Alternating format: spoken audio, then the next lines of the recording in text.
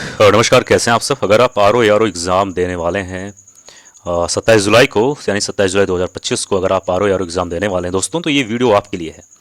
आप लोग बहुत मेहनत करते हैं, मुझे पता है, लेकिन कई सारे बच्चे, कई सारे स्टूडेंट्स कंफ्यूज होते हैं कि वो कौन सा रिसोर्सेज किसके लिए क्या फॉलो करें, क्या पढ़ें। अगर आप दोस्तों हिस्ट्री में मैं बात करूं, इस वीडियो में हम सिर्फ हिस्ट्री के बारे में बात करने वाले हैं। वीडियो बहुत छोटी होगी।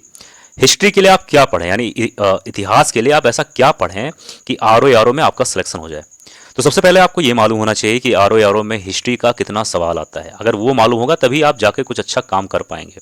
तो हिस्ट्री में दोस्तों तकरीबन 22 से 25 सवाल अक्सर हिस्ट्री से पूछे जाते हैं, नहीं इतिहास से पूछे जाते हैं। अब इतिहास कितने तरीके का होता है आर ओ में, तो आप सभी को मालूम होगा कि इतिहास मॉडर्न हिस्ट्री होता है, मॉडर्न और मिडाइवल होता है और एंशियंट हिस्ट्री होता है। ठीक है, ये तीन हिस्ट्री होते हैं। अगर मैं बात करूं मॉडर्न हिस्ट्री से, तो तकरीबन 14 से 15 सवाल यहाँ से आते हैं, और जो बाकी बचे, यानी मैं बात करूं तकरीबन 10 से 12 सवाल, यानी मैं बात करूं मोटे मोटे तौर पे 10 सवाल के आसपास यहाँ से आते हैं, यानी एंशियंट और मिडाइवल।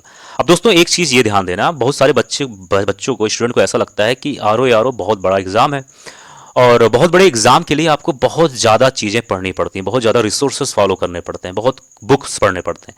अगर आप ये सोचते हैं दोस्तों, तो ये आपकी बहुत बड़ी गलत धारणा है।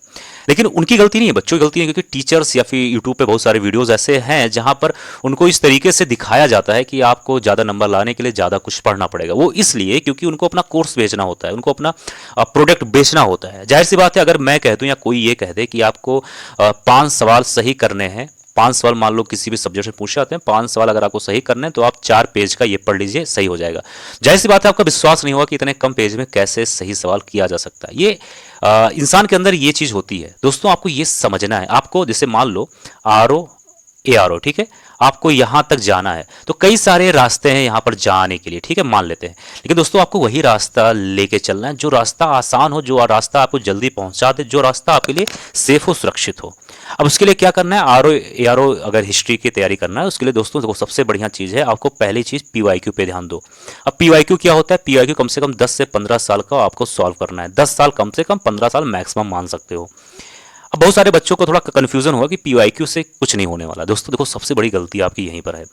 एंशियंट हिस्ट्री यानी प्राचीन इतिहास, मिडाइवल हिस्ट्री यानी मैं बात करूं मध्यकालीन इतिहास, आपको क्या लगता है कि यह चेंज होता है हर साल? दोस्तों नहीं।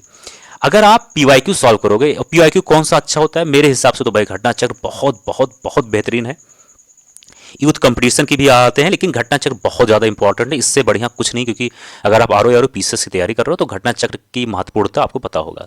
अब क्या करना है, 10 से 12 साल का पीवाईक्यू आपको सॉल्व करना है। इससे क्या होगा, मान लेते हैं कोई सवाल यहाँ पर दिया गया है, ठीक है, ऐसे सवाल है, यहाँ पे 4 ऑप्शन दिए गए हैं, ठीक। अब इसमें से कोई एक ऑप्शन होगा सही होगा। अब जो 3 ऑप्शन बचे हैं, यहाँ पर भी घटना चक्र में क्या विशेषता है कि उसको बढ़िया तरीके से सॉल्व किया गया, समझाया गया है, उसको बहुत बेहतरीन तरीके से जोड़ा गया। इससे आपको क्या फायदा होगा पीवाईक्यू सॉल्व करने से?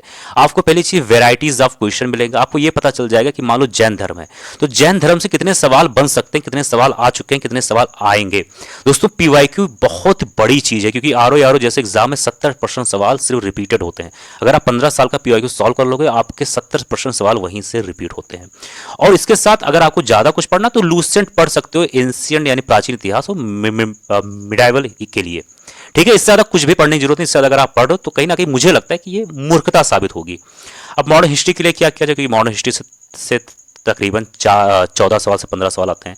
मॉडर्न हिस्ट्री यानी कि आधुनिक भारत, इसके लिए भी आपको घटना चक्र बुक पढ़ना है। घटना चक्र बुक जैसे मैंने बोला, मैं फोटो डाल दूंगा, आप लोग देख सकते हैं।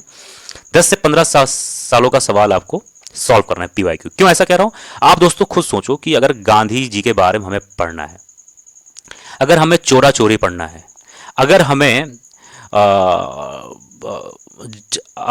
जलियांवाला बाग पढ़ना है, अगर हमें 1857 पढ़ना है, अगर हमें प्लासी का युद्ध पढ़ना है, अगर हमें बक्सर का युद्ध पढ़ना है, तो आपको क्या लगता है कि बक्सर के युद्ध के सवाल हमेशा चेंज होते? नहीं चेंज होते दोस्तों।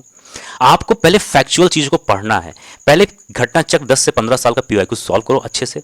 अगर आपके पास समय बचता है तो उससे रिलेटेड वीडियोस देख सकते हो। जो टॉपिक आपका कमजोर है, जहां पर आप अक्सर कंफ्यूज होते हो, उससे रिलेटेड आप वीडियोस देख सकते हो। और लूसेंट अगर आपका इच्छा है तो लूसेंट, तो आप, मैं फिर यहाँ बोल रहा हूँ, लूसेंट अगर इच्छा है तो पढ़ सकते हो, नहीं तो आपको घटना चक्र और साथ ही साथ वीडियोस, जो जो टॉपिक आपको समझ में नहीं आते हैं, जो आपके डाउट हैं, जो कमजोर है, उसको एकदम क्लेरिफिकेशन के लिए वीडियोस देख सकते हो। इससे क्या होगा, आपके सारे डाउट्स बढ़िया से क्लियर हो जाएंगे। इससे ज्यादा कुछ भी पढ़ने की जरूरत नहीं। इससे ज्यादा अगर आप पढ़ रहे हो तो सिर्फ और सिर्फ आपको आपका कॉन्फिडेंस कम करेगा, आपको उलझन में डाल देगा। जो आप याद कर चुके हो वो सब भूल जाओगे दोस्तों। ये बेस्ट स्ट्रेटजी, इसको अगर आप फॉलो करोगे, आर ओ एग्जाम में हिस्ट्री में बढ़िया नंबर करके आओगे। मिलते हैं अगले वीडियो में। जय हिंद, जय भारत।